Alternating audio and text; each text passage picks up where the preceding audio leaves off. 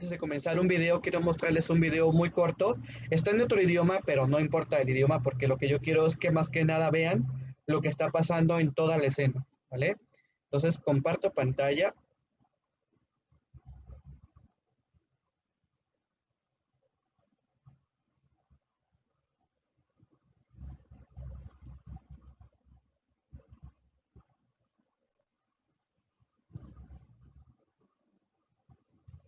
y quiero que me digan, bueno, lo pueden ver, ¿verdad? ¿Se escucha? Sí.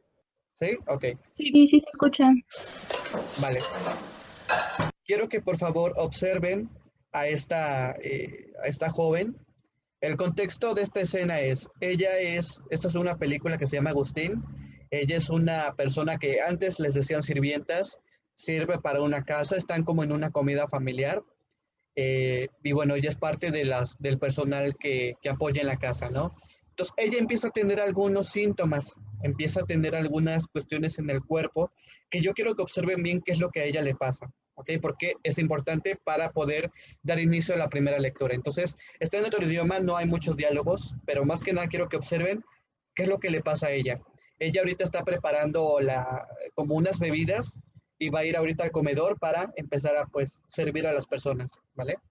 Entonces me muteo y pongo el video.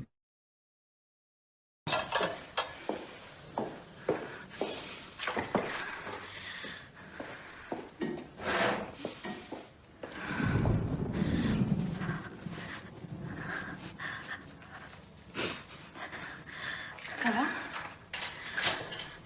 Qu'est-ce que t'as? Tu veux que je reprenne le service? Non, ça va passer. Sûr. Justine, c'est prêt. Mais qu'est-ce qu'elle fiche encore là? Elle est malade. Je t'en foutrais, moi, des malades comme ça.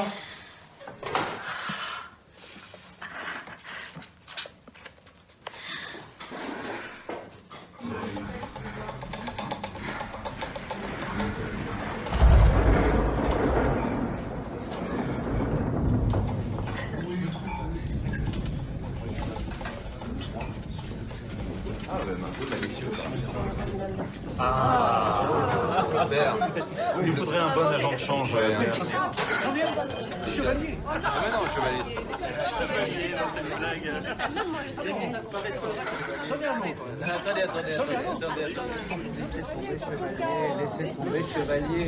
De nouveauté, non, tu ne commets aucune erreur. J'ai entendu parler d'un très bon agent de change. Max, c'est du spéculateur. Max. Max, c'est une autre histoire.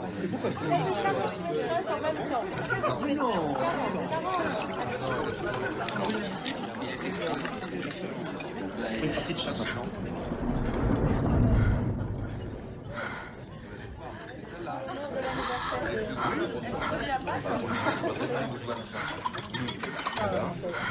Et moi, des fois. Je vous propose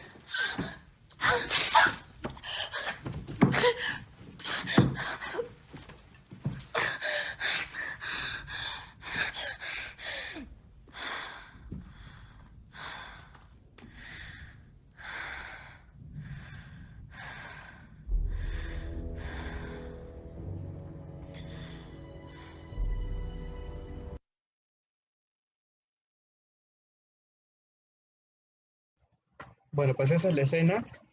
Así que les quiero preguntar qué pudieron observar o qué síntomas pudieron observar en esta joven. Un ataque de ansiedad muy grande. Ok, un ataque de ansiedad. ¿Y cuáles son como que estas características que tiene este ataque? Agitación, temblores en las manos, después un tipo de parecida a una crisis convulsiva, pero no puedo identificar más, la verdad. Ok, ¿alguien más? ¿Qué cree que le pasa a esta persona? ¿O qué cree que le pasó? ¿O qué síntomas, otros síntomas pueden observar?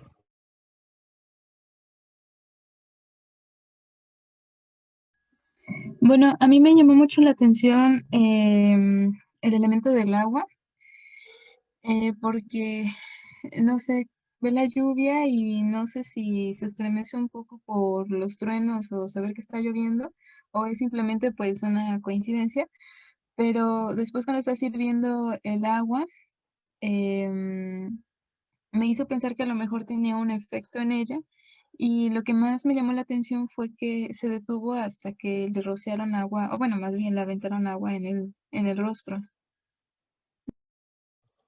Ok, ¿alguien más quisiera participar?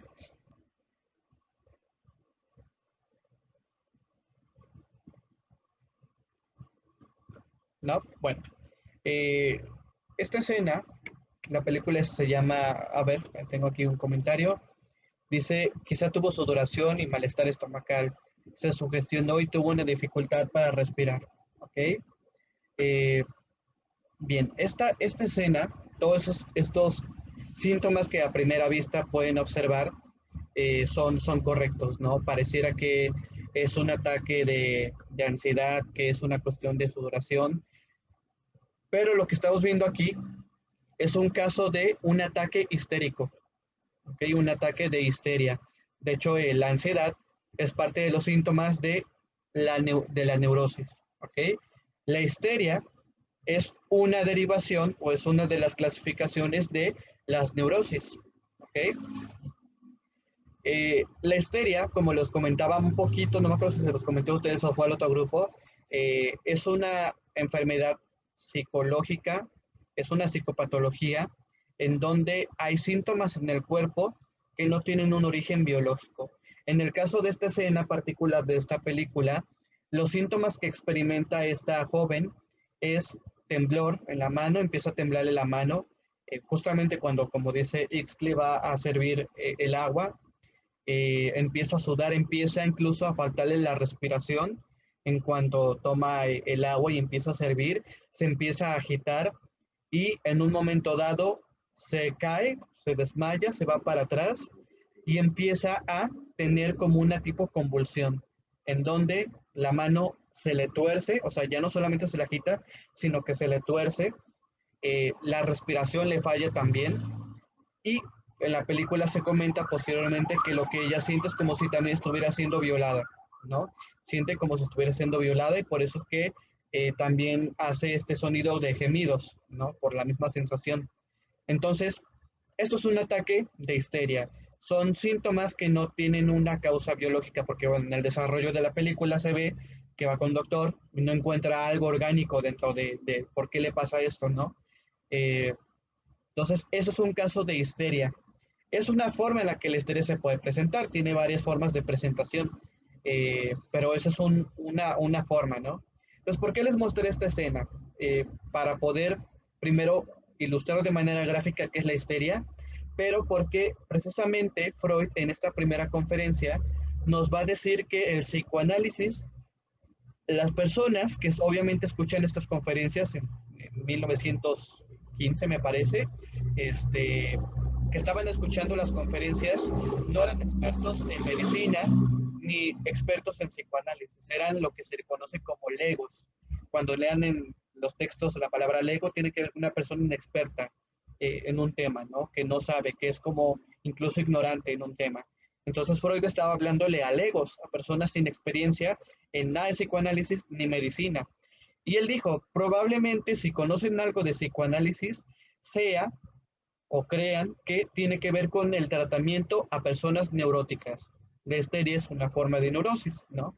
Entonces, Freud trabajaba en su tiempo con personas neuróticas. Era como que el tópico con lo que él trabajaba en un primer momento. Y en específico les hacía yo la histeria, ¿no? fue la psicopatología con la que él empezó a estudiar más esta cuestión. Entonces, bueno, es como para un contexto muy general, para que vean cómo empezó el psicoanálisis. Empezó estudiando eso, empezó el interés por eso, ¿no? Por ese tipo de personas, que incluso las llamaban personas que hacían show, ¿no? Que estaban inventando sus síntomas o que querían llamar la atención, porque un médico decía, pues no hay nada, te estás inventando tus síntomas, ¿no?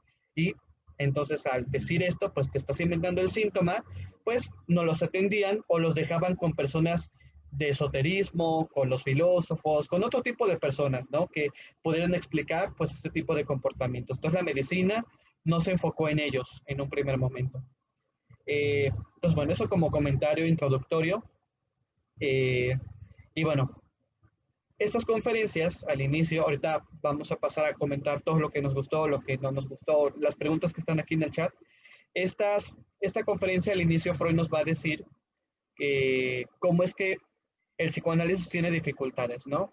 Pero no voy a abordar lo que dice la lectura porque ahorita quiero que todos lo abordemos. Voy a dar una pequeña introducción muy corta de lo que es el psicoanálisis porque para poder entender esta teoría hay que ver como que de dónde parte, ¿no? El psicoanálisis nace en el año 1900. Se establece en el año de 1900 como una ciencia formal y aquí es donde quizás algunas personas entren en debate, ¿no? De, no es ciencia o sí es ciencia, ¿no? Algunos dicen que sí, algunos dicen que no. Pero vamos a pegarnos, recuerden, a lo que Freud nos decía en los textos. Y Freud lo menciona como una ciencia, como una disciplina que él aspiraba a que fuera ciencia. No la ciencia positivista, no la ciencia experimental que conocemos, no la ciencia o ciencia conductista, sino una ciencia común, ¿no? Ustedes saben que una ciencia, para que se le considere como tal, independientemente del enfoque donde se le quiera ver, debe tener 3 elementos principales. El primer elemento es un objeto de estudio único, ¿no? Entonces, aunque dice mi compañera Mayeli que tenemos la liga hasta las 8, pero igual lo vamos a terminar 7:30 porque a las 7:30 tengo otro grupo de estudio, ¿va? Entonces, bueno, tiene 3 pilares, toda ciencia. Un objeto de estudio delimitado, una técnica y un método. Son los 3 pilares que debe cumplir toda disciplina para ser considerada ciencia. Ya de ahí, varios autores dan diferentes perspectivas de qué más debe cumplir, ¿no?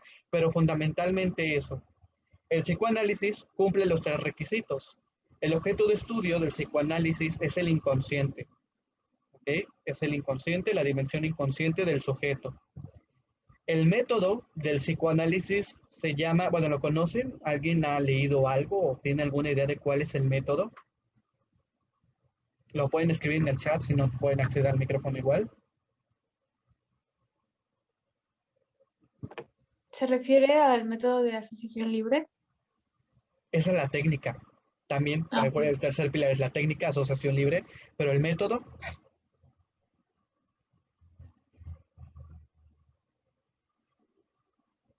Bueno, el método es interpretación, construcción.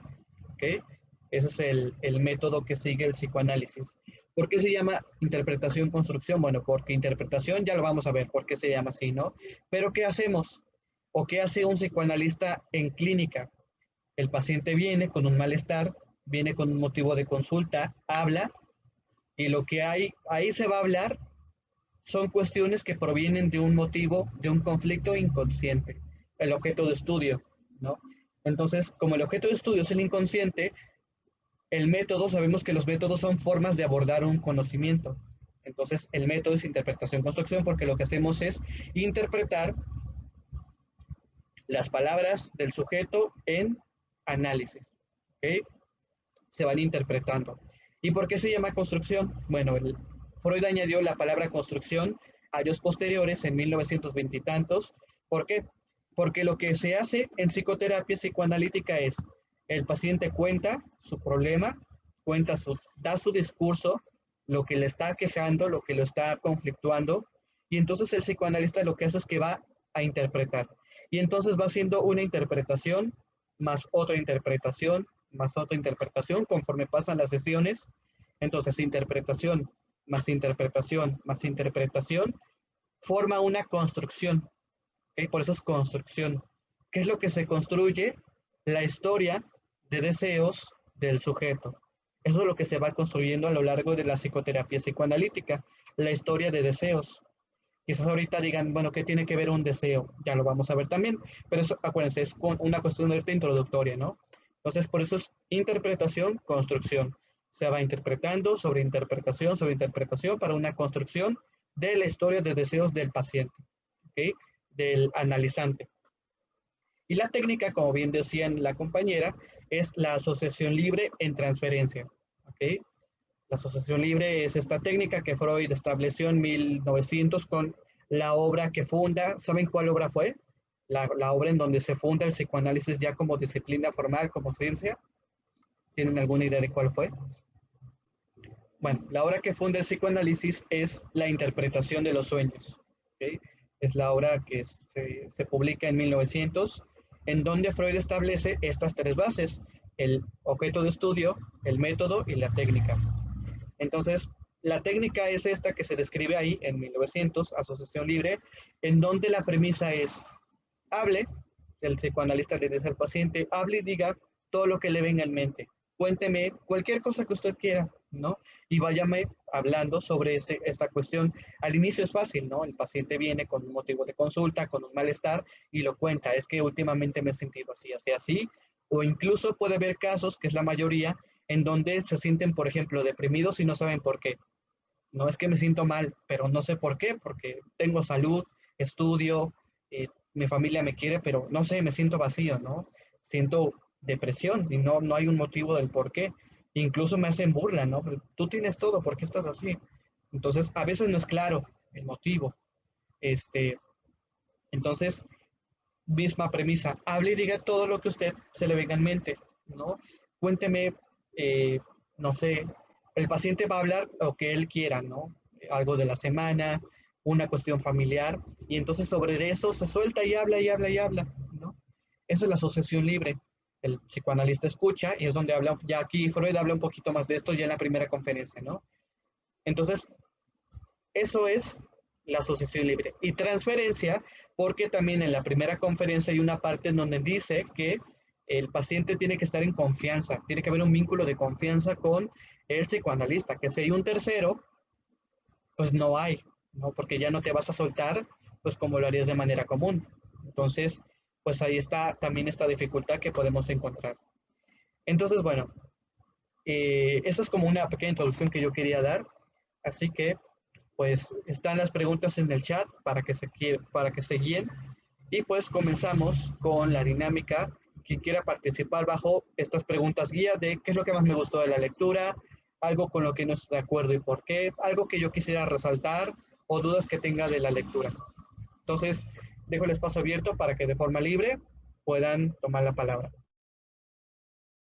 Yo quiero participar, pero estoy haciendo un par de notas para no perderme, así que me voy a tardar un par de minutitos. Por si alguien quiere. El micrófono por si alguien más quiere pasar. Ajá. Nada más desbloquea esto. Es que hice unas anotaciones, pero también aproveché para subrayar. Y bueno, en realidad hay varias partes que me parecen importantes o ricas, ¿no?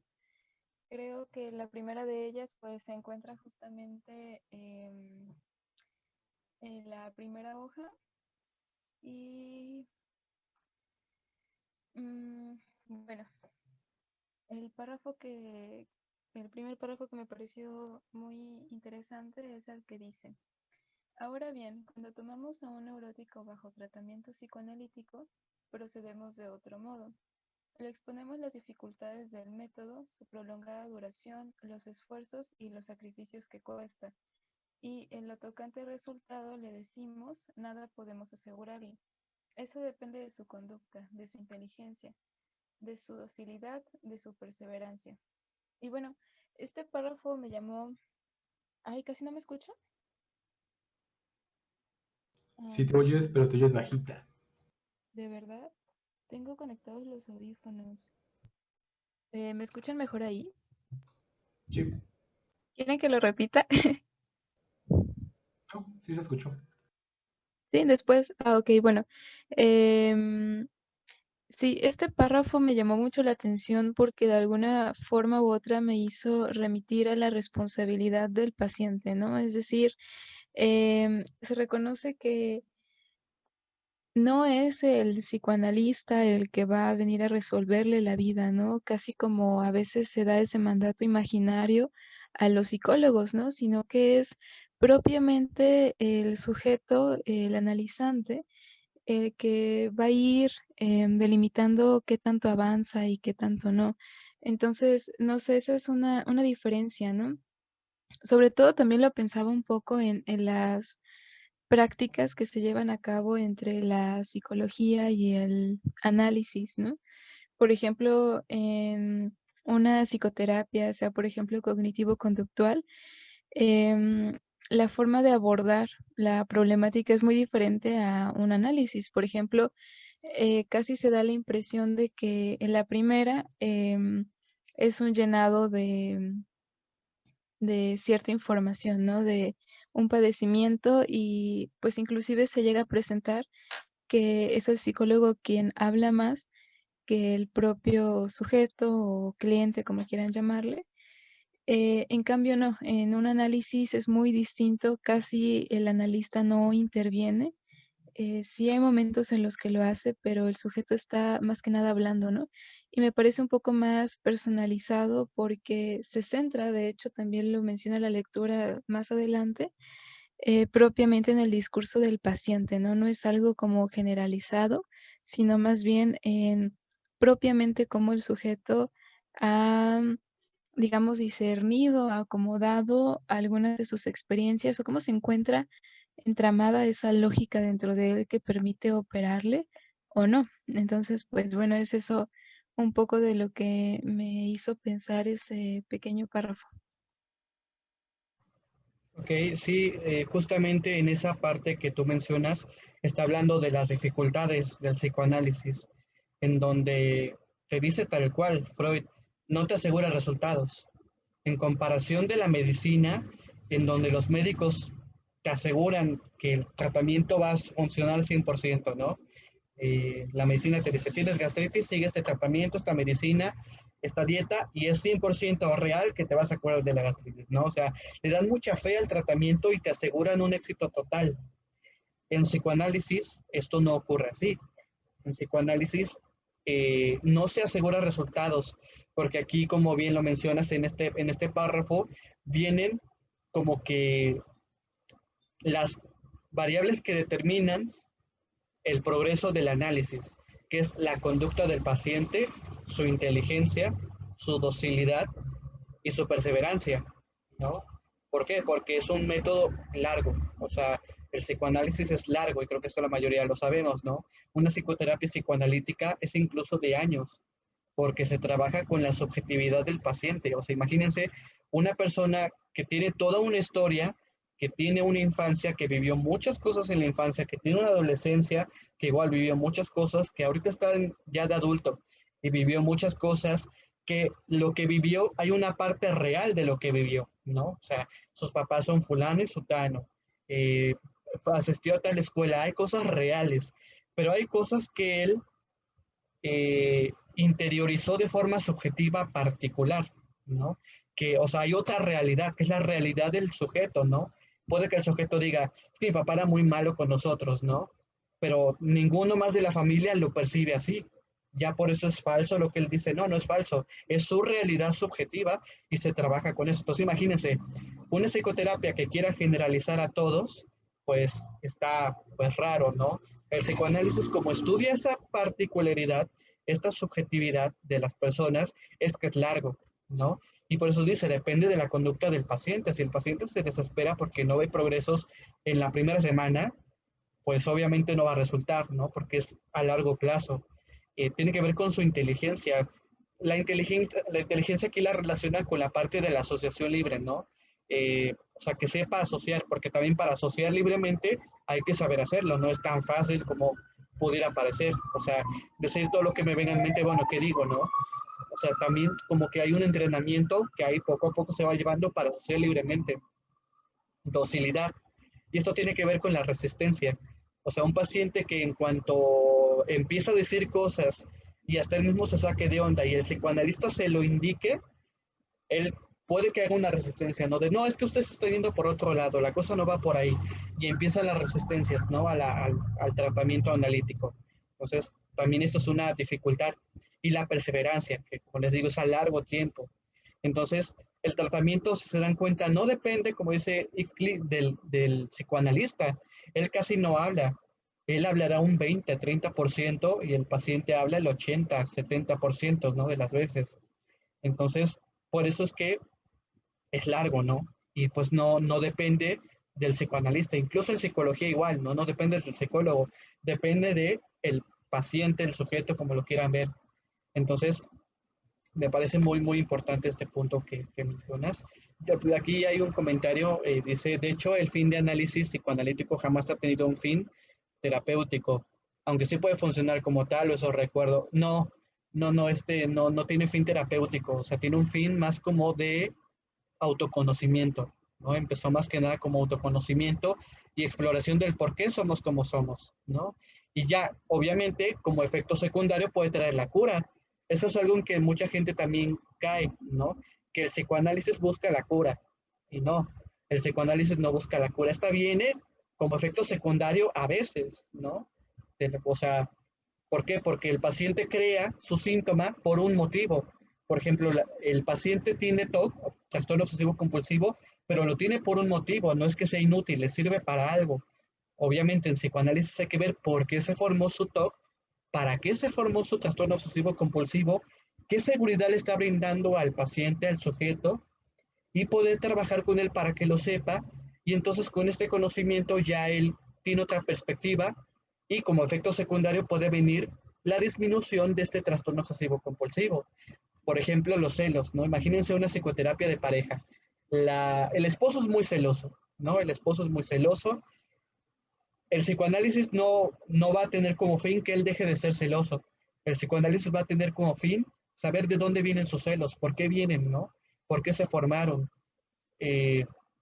Dice el doctor Miguel Óscar Menaza, un autor, que los celos en una pareja es porque la persona celosa no está celosa de su pareja, sino que está celosa de la otra persona, del tercero, que él quisiera estar con esa otra persona, ¿no? Es como decir, es que mi pareja pasa mucho tiempo con tal amigo, ¿no? Y yo quisiera ir con ellos, o yo quisiera ir más bien con ese amigo, ¿no? O sea, es una perspectiva de Miguel Óscar Menaza, un autor. Entonces, ¿qué se hace con estos celos, no? El paciente puede decir, bueno, siento celos, ¿no? Pero ya sé de dónde vienen, ya sé de dónde provienen. Entonces, en vez de enojarme con mi esposa 3 días, una semana, siento celos, pero como ya sé de dónde vienen, pues solamente me encelo, estoy enojado 5 horas, ¿no? Pero ya luego se me pasa, ya no son los 6 días, ya es menos, ¿no? Ahí viene el autoconocimiento y ya con este nuevo conocimiento que tú tienes otra posición, ¿no?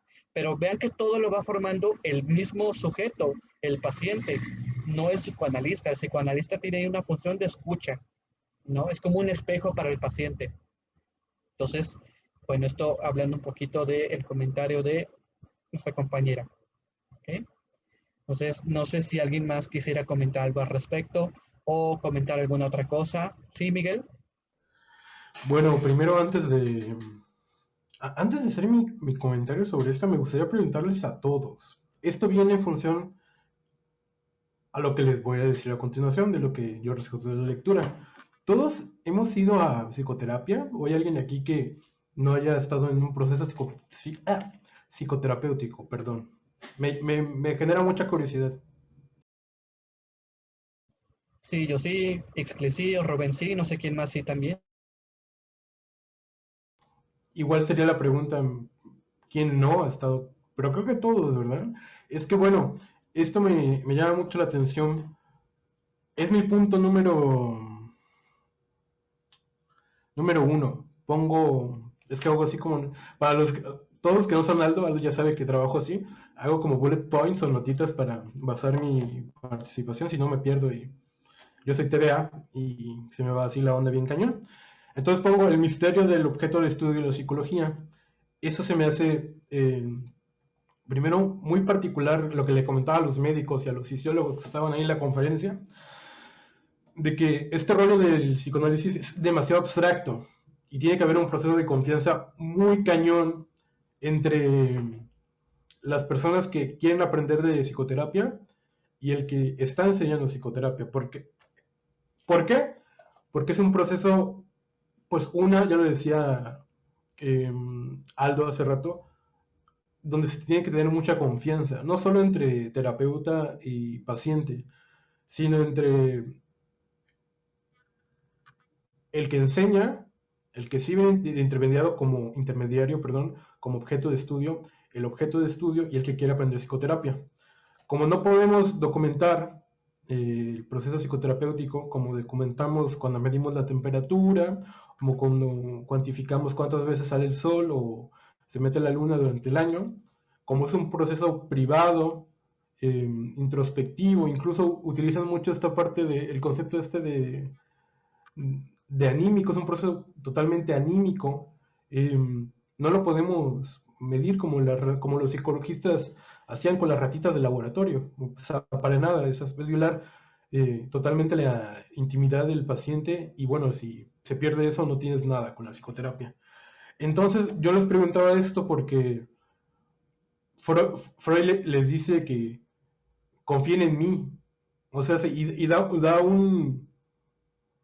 una serie de ejemplos de por qué deberías creer así como que en lo que estamos diciendo, que sería como que muy poco probable a través de la literatura, y mientras que otros también en otras conferencias dicen cosas muy similares o similares, no tendría nadie por qué engañar, a menos que fuera como que una mente maestra y hubiera sido un plan malévolo de dominación del mundo a través de decir mentiras del psicoanálisis, pero generalmente es como, no lo podemos comprobar, pero tampoco estamos como queriendo cabulearlos, ¿saben? Y esto lo comentaba porque creo que todos, como hemos tenido esta experiencia de en alguna etapa de nuestra vida ir a psicoterapia, conocemos cómo funciona, pero imagina, esa es la primera gran propuesta que les hago. Imagínense hace 100 años, cuando esto era como la top de la creme y no se sabían mucho sobre el estado psíquico, ni siquiera se había estudiado la cognición y todo esto. ¿Cómo te pones enfrente de alguien que dice, que pregona saber sobre todas estas cosas? Si hoy en día todavía tenemos duda, me parece lo que le sigue de magnífico la aportación que hace Freud, o sea, sé que estamos como en el capítulo 1, pero ya estoy asombrado de todo lo que hicieron, de cómo lo estudiaron, de todos los avances que tuvieron. Sé que no todos fueron ramas de olivo, tuvieron problemas, y no solo Freud, sino muchos científicos, psicólogos, psicoterapeutas, etc. Pero en esa época, darle ¿cómo se dice? Cuando le das cuando crees en alguien, la razón de la duda. Cuando le das la razón de la duda a alguien, sobre todo en temas tan densos, me parece bien particular. Nosotros tenemos la suerte de comprenderlo, pero imagínense a la gente en esta época. Y bueno, eso me lleva a mi segundo punto, precisamente ya es cómo Freud de alguna manera explica que en efecto el proceso del psicoanálisis, pues hay que vivirlo también para entenderlo, ¿no? También por mucho que te cuenten, nada va a quitar como que la experiencia de que estés con alguien y que te esté platicando y que tú tengas este proceso tensional tan particular y tan importante que tienen los psicoterapeutas. En efecto, creo que Ixtli lo decía, o si no eras tú, Aldo, ahorita que en la última participación, de que los psicoterapeutas escuchan, o pretendemos escuchar. Y bueno, por algo dicen que la escucha es una facultad muy importante, pero también creo que ahí recae la importancia de tener una buena formación psicoterapéutica si nos interesa adentrarnos en esta ciencia, en esta profesión, en esta subdisciplina, en esta disciplina, porque, bueno, pues podemos ocasionar grandes cosas o podemos ser totalmente relevantes para la vida del sujeto. Y por último, algo que me parece totalmente actual y todavía muy relevante, es como él mismo lo dice, como el psicoanálisis puede ser mal visto.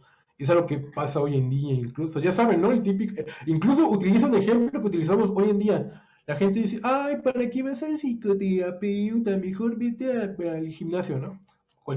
Inserta ejemplo pitero de por qué... Hay una página en Facebook muy graciosa que se llama Comentarios de gente que no sabe de psicología. Y son puros comentarios así de esta orden. Pero me parece tan...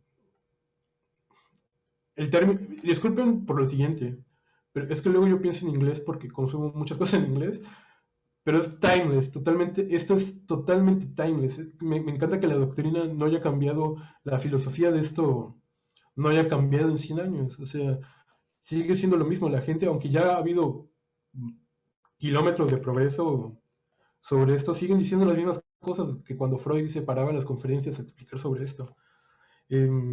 No creían, eran escépticos y bueno, ya saben todo el chisme. Y bueno, por último, perdón por extenderme, soy alguien que le gusta el chismecillo, el buen chismecillo. Y por último, y off the record, Alejandro, ese vinilo que tienes de Power Slave, of the Irons, yeah. Gracias. Ok, muchas gracias. Ixtli, que creo que querías participar antes de que vayas a tu clase. Sí, muchas gracias. Al igual que Miguel, estaba haciendo pequeñas notitas porque si no se me va a ir el avión. Pero bueno, voy por orden. De hecho, también hay un pequeño comentario que quiero hacerle a él. Pero bueno, el primero de ellos era relacionado a lo que tú habías comentado, Aldo, que pensaba que, bueno, aunque digamos bueno, esperen, antes que nada, sí me escuchan bien, ¿verdad? Sí, ok, genial, perfecto, vamos bien. Bueno, sí, aunque el fin de análisis se pueda presentar en años posteriores, creo que no se desmerita el hecho de que de que se puede ir generando un cierto alivio en la descarga a través de la palabra, ¿no?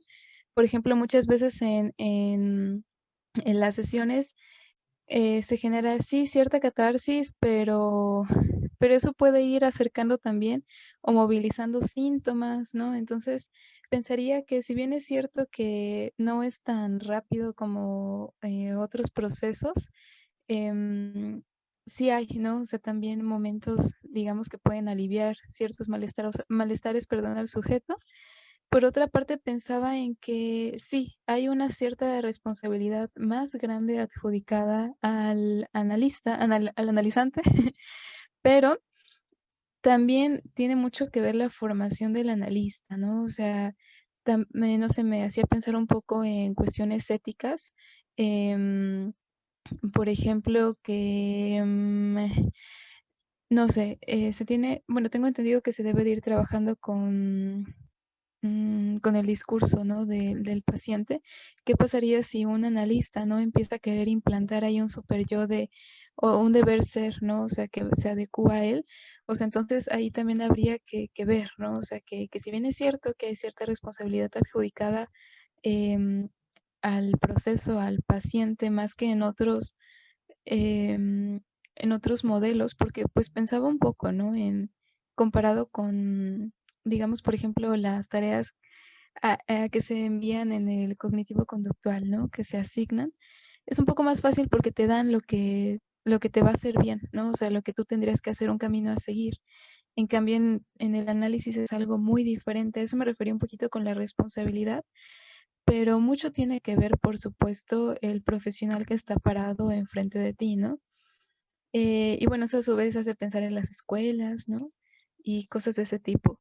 La tercera cosa es que tenía una duda con Rubén, por lo que escribí en el chat, que a qué se refería con que el análisis no tiene un fin psicoterapéutico. Y lo último que hablaba Miguel, ¿no? O sea, sobre todas estas ideas acerca del psicólogo, ¿por qué no que cualquiera, digamos, recomienda, ¿no? Otras alternativas? Me hace pensar mucho en la cultura, ¿no? En lo que es la esencia cultural propiamente dicha, porque México no está tan acostumbrado en principio a hábitos que promuevan la salud de los sujetos que forman parte de la población. Pero además de eso hay ciertos preceptos, ciertos prejuicios, ciertos estereotipos hacia todo, ¿no? O sea, porque pues siempre vamos a estar ligados a ellos. Simplemente ocurre que es más común escuchar, perdón, que se diga psicólogo a psicólogo, ¿no? Y hay cierto desconocimiento acerca del rol de un psicólogo, de un psiquiatra, ¿no? Hay ciertos mitos y demás. Y entonces eso me parece muy importante, ¿no? Obviamente no vamos a cambiar como la cultura de un día a otro, pero me parece que sí podemos ir con nuestros cercanos, ir rompiendo, ¿no? Esos mitos acerca de la salud, acerca de los roles, ¿no? Pero si, por ejemplo, pensamos en Argentina, es muy común, y aparte también pensando en una cuestión política, ¿no? Es muy común que las personas allí tengan un acceso a la salud mental y que vayan con un analista, ¿no? Pero en México a veces pareciera que tener acceso a la salud mental es un lujo, ¿no? Porque los procedimientos son caros o la cuestión económica es otro rol, ¿no? Entonces, es todo lo que podría comentar porque pues en unos 2 minutitos me tengo que retirar, pero pues bueno, espero que disfruten mucho la sesión. Hasta luego. Ok, gracias. Eh, no sé, Rubén, si quisieras contestar la pregunta. Y ahorita voy a los comentarios que han puesto en el chat. Sí, sí me escucho, sí, ¿verdad? Este, bueno, yo recuerdo haber leído, no sé si fue el mismo Freud, la verdad es que no quisiera como que ponerle ese peso a él, o fue otro autor, pero se decía más que nada de que el análisis psicoanalítico, su objetivo o su fin como tal, no refiere a un fin terapéutico, sino que el objetivo como tal del análisis psicoanalítico, pues es otro, ¿no? Más que nada, pues yo creo que más que nada sería un poco el autoconocimiento y no tanto como lo es la cura de nuestros síntomas, ¿no? Un poquito a lo mejor esto que decía Aldo hace un momento. Entonces, pues nada, no sabría muy bien cómo complementar mi respuesta, pero con mucho gusto puedo buscar ahorita y puedo dar una explicación más amplia el por qué dije eso. Oigan, hay que aplaudirle a Rubén lo que acaba de decir, ¿eh? La mitad de los psicólogos que conozco se hubieran inventado ahí un choro mareador. Muy bien por lo que acabas de decir, Rubén. Ok, muy bien, sí. También eh, lo, bueno, el psicoanálisis es usado de varias formas. Tiene una parte sí terapéutica, pero siempre yendo al lado más de esta exploración inconsciente, ¿no? De las personas. También unos lo ven como un método de investigación. El psicoanálisis es un método de investigación también, ¿no? Es una forma de arte, incluso, el psicoanálisis. O sea, sin el psicoanálisis no existirían corrientes como la surrealista, ¿no? El arte surrealista. O sea, el psicoanálisis tuvo mucha influencia en entonces eh, tiene, o sea, es usado desde varias formas, ¿no? Pero si nos vamos a los orígenes, nació gracias a, como lo comentaba, a la psicopatología, en específico a la histeria, y el fin, recuerden, siempre va encaminado al objeto de estudio que es el inconsciente, ¿no? Una persona, por ejemplo, desde que se plantee el estaría bien ir a psicoanálisis, desde ese momento ya puede existir, aunque no tenga un problema como tal, ¿no? O aunque no tenga una psicopatología visible tal cual a primera vista, ¿no? Como ansiedad, histeria o cualquier otra cuestión, ¿no? Entonces, pues va un poco por ahí este lado. Voy a leer las preguntas del chat que han puesto o los comentarios. A ver aquí arriba. Dice, pero si la persona que está celosa no puede reprimir o controlar sus celos, pese a saber de dónde vienen, eh, casi siempre sí se logra, ¿no? Se logra cuando viene este conocimiento, eh, y si no, es porque está más reprimido aún, ¿no? El motivo donde provienen los celos. Entonces, casi siempre se viene de dónde viene este motivo inconsciente y eso genera este autoconocimiento de la persona que le permite decir, ok, ya sé de dónde viene, ¿no? Ya sé que mis celos no son en contra de mi pareja porque tengo miedo a que se vaya con fulano, sino que ahora ya sé que es más bien que yo quiero irme con fulano, ¿no? Entonces, pues lidio un poquito más con esto. Entonces, soy consciente, es donde, también de donde proviene la frase de hacer consciente el inconsciente, ¿no? Soy consciente ahora de este nuevo conocimiento que tengo, ¿no? Entonces, y si no ocurriera así, hay que trabajar más en ello y hay que hablar más, hacer más asociación libre porque está más reprimido aún en estos casos, ¿no? Eh, ya no hay más preguntas. Miguel, ¿quieres comentar algo? Quisiera complementar tu idea de que en efecto no hay que subestimar el poder de la metacognición. Naciones enteras han caído a través de autorrealizaciones.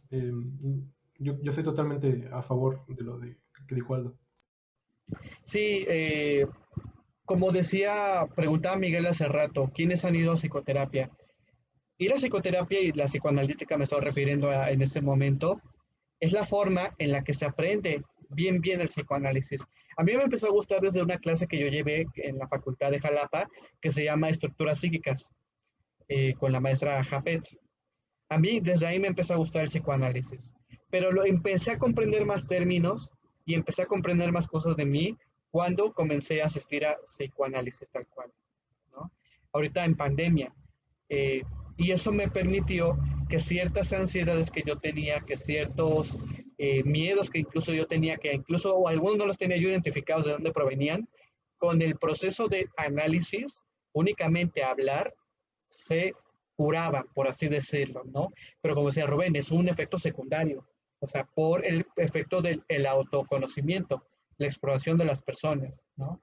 Entonces, vino como efecto secundario sin que yo pusiera un esfuerzo en ello, solamente hablando, ¿no? Hablando, teniendo disponibilidad. Y de verdad, el análisis muestra cosas muy interesantes. Hay una serie que vamos a ver, no sé si dé tiempo de verla toda, porque el semestre es muy corto, pero es una serie que dramatiza casos de psicoterapia psicoanalítica. Y hay unos casos que dan unos giros que ustedes de verdad se van a quedar impactados. O sea, ni Mujer Historias de la Vida Real los tiene. Y son reales, porque son basados en casos de la vida real, ¿no? También el nombre. Entonces, sí tiene mucho poder. De hecho, aquí hay una parte de la conferencia que precisamente habla sobre esta cuestión del intercambio oral, o sea, el poder de la palabra, ¿no? O sea, que muchas personas, familiares de personas que van a psicoanálisis, dudan del psicoanálisis porque dicen, es que no sabemos si únicamente hablando se le va a quitar su trastorno obsesivo compulsivo, ¿no? O no sabemos si solamente hablando se le va a quitar la fobia que él tiene. Entonces aquí es donde Freud dice, la palabra tiene un poder más grande del que comúnmente se conoce, y da unos ejemplos. Dice, la palabra se puede hacer, o sea, con la palabra una persona puede hacer dichosa a otra o que caiga en desesperación, ¿no? O sea, enaltecer a una persona que se desespere. O sea, por ejemplo, ¿no? Tu pareja te dice, tenemos que hablar. Y tú le dices, ¿qué pasó? Entonces, él te dice, ya lo hablaremos después. Te quedas con, ay, ¿qué hice, no? O sea, vean la ansiedad tan grande, el no hablar, el no escuchar el habla. Es un ejemplo, pues, corriente, ¿no? Común. Otro, el maestro que imparte clases a través de la palabra transmite el conocimiento. O sea, un maestro que domine bien la palabra, con su poder de hablar, puede transmitir conocimientos a las personas, ¿no? Otro ejemplo, dice, un orador con el poder de la palabra, con la pura palabra, puede arrebatar la asamblea, ¿no? Crear una expectativa muy grande en la asamblea.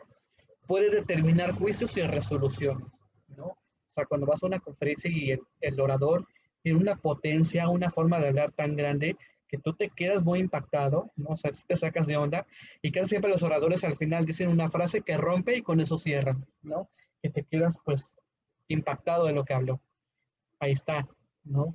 Las palabras despiertan sentimientos, o sea, despiertan sentimientos a tal grado que pueden influir de manera corporal en la gente. Por ejemplo, a ti alguien te empieza a coquetear, ay, qué bonitos ojos, qué bonito cabello, y entonces viene una sensación, pues, te despierta un sentimiento, e incluso gente se sonroja, ¿no? Viene una cuestión física visible en base a ¿qué? A la pura palabra, O sea, no te pegó una cachetada y se te puso rojo el cachete, por eso no. Fue la pura palabra la que generó esta reacción física en ti. Vean el poder que tiene. Entonces, la palabra es esencial en psicología y en psicoterapia, ¿no? Entonces, el poder de la palabra tiene grandes cualidades, tiene mucho poder y es es la única herramienta, ¿no? Otras terapias, como la Gestalt, tienen muchas herramientas, ¿no? Como la silla caliente, la silla vacía, el psicodrama, un montón de herramientas. Pero en psicoanálisis solo tenemos una, que es la palabra. Es con lo que se trabaja. Es la herramienta del psicoanalista, ¿no? Con eso se trabaja. Entonces, el poder de la palabra tiene esos poderes. Ahora, imagínense, si se utiliza para fines de autoconocimiento que pueden generar una cura posteriormente, puede entonces que la persona con ese poder, ¿no? De hablar, de saber de sí misma, cambiar esta perspectiva de celos, ¿no? O sea, entonces vean todo lo que implica esta cuestión, ¿no? Tan importante. El ejemplo más claro de la historia ha sido Hitler, por ejemplo. Cómo él, a través del literal de las palabras, del uso de la voz, pues exterminó a media Europa. Exactamente, ¿no? Incluso hay estudios en psicología social en donde ponen experimentos haciendo estas cuestiones, ¿no? Por ejemplo, el efecto Pigmalión es un ejemplo del poder de la palabra, ¿no? No sé si conocen en qué consiste el efecto Pigmalión, pero es cuando tú, por ejemplo, hay un grupo de estudiantes en un salón de clases y sabes que ese grupo es el peor. Los maestros te han referido a que ese grupo es el peor de todos, que no se comportan, que sacan malas calificaciones. Entonces, efecto Pigmalión es Viene el maestro y dice, a mí me han dicho que ustedes son un grupo muy bueno, que sacan buenas calificaciones, ¿no? Ustedes parece que sí quieren aprender. Y empieza el maestro a decir todo lo contrario a lo que generalmente se dice de ellos, ¿no? Entonces ellos escuchan esto, les entra y posteriormente ellos empiezan a sacar buenas calificaciones. Es decir, lo que el maestro dijo se cumplió, como una tipo profecía, ¿no? Porque hubo algún poder místico sobrenatural ahí, no. Únicamente es un mecanismo psicológico que se llama efecto Pigmalión, pero no es más que un ejemplo del poder que tiene la palabra, ¿no? Lo pueden buscar, es un tema de psicología social, el efecto Pigmalión, para que pues sepan un poquito más al respecto, pero vean, ¿no? O sea, cómo en cuestiones tan comunes, tan cotidianas, tienen poder de cambiar cosas. Imagínense en una cuestión terapeuta clínica, ¿no? Que no podrá cambiar. Entonces, bueno, eso en cuanto a esta cuestión, ¿no? No sé, Brenda, creo que tú preguntaste si más o menos como que te quedó un poquito más claro o respondí a esta pregunta que tenías. Se puede escribir en el chat. ¿Ok? Vale. Pues bueno. ¿Alguna otra participación que quisieran hacer? Una pregunta. Si apenas hoy comienzo a leer la primera conferencia y me surgen algunas dudas, ¿sí las puedo hacer para la siguiente reunión? ¿No había problema? Sí, claro. Puedes guardártelas para la siguiente sesión. Podemos retomar. Y como tú lo prefieras hacer, este video se está grabando, se va a subir posteriormente, obviamente ya censurado los rostros, a YouTube. Si quieres poner las preguntas en el video, ahí en el video de YouTube, yo las apunto y las retomo aquí, o directamente expresarlas en la siguiente sesión. Ah, ok. Muchas gracias. Sí. Bueno, como veo que no hay comentarios, quisiera yo hacer como un resumen muy general de todo lo que habla la primera conferencia para ver qué comentarios finales tenemos, ¿va? Para que sepamos todo lo que habló de manera muy resumida. Yo pude dividir esta primera conferencia en 6 puntos. El primer punto habla de qué se sabe de psicoanálisis actualmente, ¿no? En donde habla Freud de que sepamos que es un método con el que se tratan las neurosis, en específico, que es un método que utilizan los médicos, y después habla de los problemas que enfrenta el psicoanálisis, ¿no?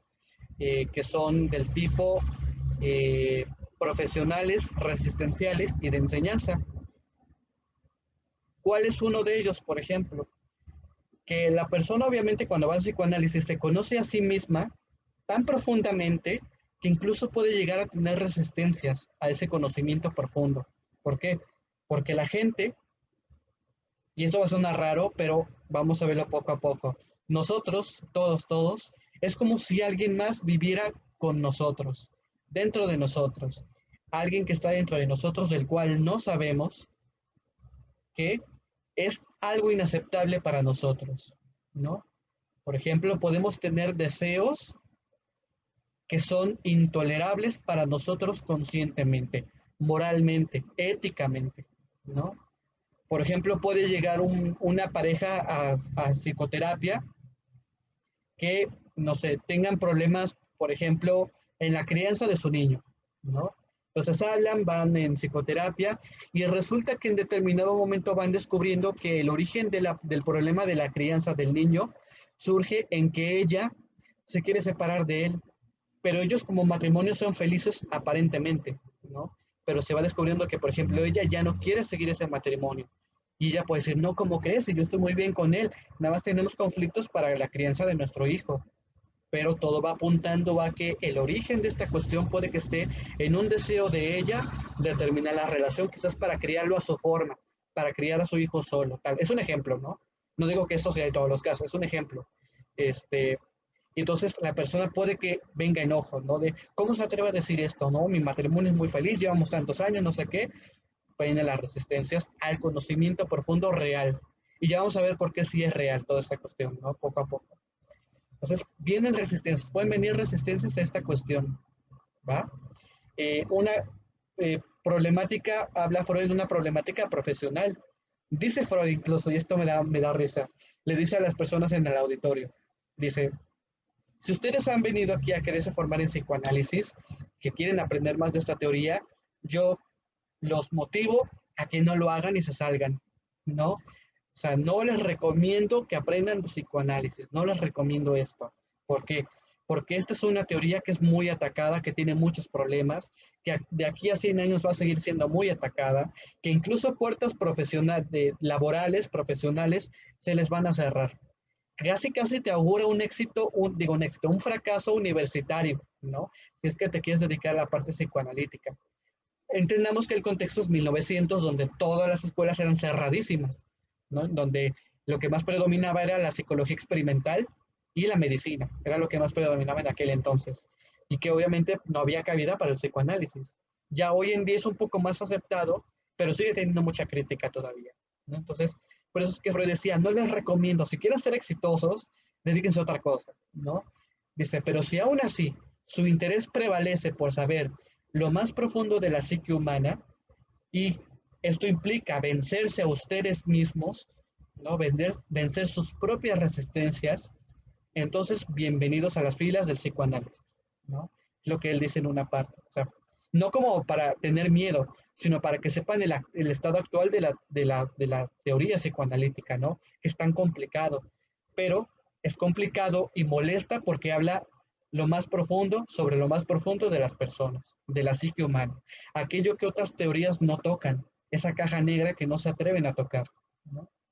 Entonces, están unas complicaciones, la complicación de la enseñanza, como decía Miguel, o sea, en un psicoanálisis no se puede ver, o sea, no podemos poner a un psicoanalista y a un terapeuta y a todo un grupo a observar cómo se lleva a cabo, porque eso es antiético, y aparte, la conversación psicoanalítica no estaría en confianza, no había un vínculo de confianza al saber que hay gente oyendo, entonces no se puede tampoco. Entonces dice Freud, el enseñar psicoanálisis es como una enseñanza de segunda mano. Aprendemos sobre psicoanálisis de a oídas, no lo vemos como en la medicina, que podemos ver los órganos, en la química, las fórmulas, toda esta cuestión, no se ve. Oímos sobre lo que pasa en psicoterapia, ¿no? Esa es otra dificultad que hay, la enseñanza. Por eso dice, el psicoanálisis se aprende en uno mismo. O sea, ve a psicoanálisis y ahí lo vas a aterrizar, ¿no? Lo vas a terminar de entender yendo a psicoterapia psicoanalítica. Incluso los requisitos para ser psicoanalista son psicoanalizarte, tener supervisión de tus casos y ese fue el tercero. Poder recibir psicoanálisis tal cual, supervisión. El psicoanálisis es el psicoanálisis didáctico. Se me olvidó el tercero. Ahorita lapsus, ¿no? Olvido. Pero son 3 requisitos, ¿no? Que debes tener, ¿ok? Bueno, la formación universitaria es el tercero, ¿no? La formación profesional. Bueno, luego habla sobre lo que comenté, del poder de la palabra, la conversación psicoanalítica. Dice que otra complicación es la formación médica, porque los médicos le quieren encontrar la explicación física, biológica, química a todos los fenómenos. Y eso en el psiquismo está cañón, ¿no? No hay, porque el psiquismo es algo abstracto, no está en ninguna parte, como yo les decía en la sesión pasada, ¿no? Y finalmente termina dando dos tesis de lo que es el psicoanálisis, que son las tesis por lo cual el psicoanálisis es muy odiado. La primera es, todo es inconsciente. Todas las conductas que tú presentes, tu personalidad proviene de una cuestión inconsciente. Todo lo que tú crees que proviene de tu conciencia es apenas un 30-20%, pero todo lo demás proviene de tu inconsciente y esto daña el ego, ¿no? Porque es como decir, ¿cómo? ¿No soy dueño de mis conductas? Pues no, es el psicoanálisis quien predomina en cómo eres, ¿no? En cómo sientes, en cómo cómo socializas. Y la segunda tesis es, la sexualidad es un fundamento importante en la base de la vida psíquica de las personas. La sexualidad es la misma que forma una psicopatología y es la misma que forma un ser social cultural. Es la misma. ¿Ok? Esa es la segunda tesis que da Freud, que la sexualidad es la base del ser humano. Y aquí es donde se levantan las resistencias más aún, ¿no? De cómo la sexualidad. Pero ya tiene un motivo del por qué lo dice, que ya lo iremos viendo poco a poco. ¿Vale? Entonces, de manera general, así podré yo resumir la primera conferencia. No sé si alguien tenga algún comentario más que decir, opinar, antes de que cerremos la sesión por el día de hoy. Comentario final. ¿Todo bien? Vale. Yo quería dar un breve comentario en la parte de, cuando se tocó la parte del poder de la palabra y de cómo influyen las cosas inconscientes dentro de nosotros sin que nos demos cuenta de ello. Personalmente yo he visto una variedad de casos en donde desde muy pequeños, me refiero a en la parte del periodo de gestación. Sinceramente voy en segundo semestre, no sé en qué semestre vayan ustedes, si ya egresaron o algo así, pero pues es lo que he estado aprendiendo en la carrera y lo relacioné mucho, porque yo he visto casos en donde a personas que tuvieron ciertos problemas con lo que recibían del exterior, en cuanto ellos estaban en el vientre materno, cómo es que les ha afectado, ¿no? Y de hecho platicaba con una profesora que eso ocurre, las palabras, las emociones que siente la madre, el contexto en el que la madre se encuentra cuando su hijo se está gestando, tiene muchas repercusiones cuando este ya nace y se desarrolla, y cómo esas palabras que quizás tú dirías, bueno, está dentro de la panza de la mamá, que va a escuchar, ¿no? Cómo esas palabras lo pueden afectar en un sentido de que creen unas inseguridades en él, en que causen que no pueda desarrollarse de una manera correcta, quizás en el ámbito social, en el ámbito familiar, quizás en su mismo ámbito de él, no sentirse auténtico, no sentirse propio de que él existe o de que él puede lograr algo. Es algo que me ha tocado ver muy de cerca y que de hecho a mí me gustaría pues quizás con este círculo de lectura y con lo que vaya aprendiendo en la universidad, pues de notar por qué es que sucede eso y cómo es que podemos pues dar no una solución, porque sé que es algo muchísimo más fuerte que algo que con terapia se puede curar, pero de qué manera nosotros podemos transmitir eso a las personas para que seamos una sociedad que esté más consciente de eso, de cómo es muy importante que cuando tienes la responsabilidad o el hecho de que tienes a una persona que es muy pequeña o que va a pasar, por ejemplo, en el caso, ya sea que tengas un hermano pequeño, ¿no? Un familiar pequeño, un hermanito o algo así, o que estés con una persona que esté pasando por un periodo de embarazo, así, hacer mucho ese hincapié en que se tienen que cuidar esas etapas, para que después nuestra sociedad no esté compuesta por personas que tienen inseguridades más allá de que tuvieron bullying en la escuela, sino porque es algo muchísimo más fuerte de eso. Y espero que pues quizás lo toquemos dentro de las siguientes sesiones. Me sería algo muy interesante si es que lo llegamos a ver. Y pues era algo que quería comentar así al final. Y aparte porque no había hablado, ¿verdad? Pero lo quería, no sé, que se me hizo interesante decirlo. Ok, muchas gracias. Sí, lo podemos tocar un poquito más ampliamente a la siguiente sesión. A eso que tú te refieres de hablarle al bebé, de toda la experiencia intrauterina del bebé, se le conoce como cuerpo imaginado, ¿no? Es la fantasía, la idealización que tiene una mamá de su bebé dentro de la panza, porque obviamente, del estómago, porque obviamente un bebé, siendo un feto, pues no tiene forma, ¿no? O sea, es feo, y la mamá se lo imagina bonito, con una cara, le habla, empieza como que esta interacción desde fuera cuando está en el vientre el bebé. Y eso es algo importante. Es la primera etapa en donde se empieza a formar esta cuestión tan importante de la palabra, ¿no? Un bebé se estructura gracias a la palabra. Y esto tiene dos fases. La primera fase es la del cuerpo imaginado y la segunda fase se llama estadio del espejo, ¿no? Que ese es un término de Lacan, pero son las fases del habla en la formación de un sujeto, que es muy importante y que determina una psicopatología también. Y justamente como lo dices, es muy importante, te digo, lo vamos a tocar más adelante porque ahorita ya se nos fue el tiempo, pero solamente los dejo con esta pregunta. Imagínense un niño que tiene autismo, que sus síntomas son el principal, no habla ni socializa. ¿Qué habrá pasado con esta herramienta importante de la palabra, con la crianza, con el cuerpo imaginado, con el estadio del espejo, ¿no? En el autismo, ¿qué habrá pasado? Y muchos dicen el autismo no tiene cura. ¿Será que no tiene cura desde el ámbito psicoanalítico con lo que hemos visto aquí? Lo dejo ahí como para reflexión, ¿no? Del por qué creen que se forma el autismo psicoanalíticamente hablando y si habrá una forma de remediar esto, ¿no? Lo dejo ahí como reflexión también, a manera de ejemplo de lo que comentabas. Y pues bueno, con esto y con esta duda me gustaría dejar y cerrar la sesión del día de hoy. ¿Qué se quedaría para la siguiente sesión? La conferencia número 2, ¿vale? La conferencia número 2, en donde ya empieza a hablar sobre los actos fallidos, que es el primer tema que vamos a ver. Entonces, nos veremos el siguiente martes, igualmente a las 6 de la tarde. Y esta conferencia, recuerden, se va a subir a YouTube, se los voy a pasar por el grupo cuando ya esté, para que esta conferencia, esta sesión, para que la puedan consultar las veces que ustedes quieran y poder saber qué es lo que vimos aquí, ¿no? Si es que no pueden estar parte de la clase o cualquier circunstancia. Entonces, que tengan una bonita tarde-noche. Nos veremos la semana siguiente. Bye, bye. Hasta luego. Muchas gracias.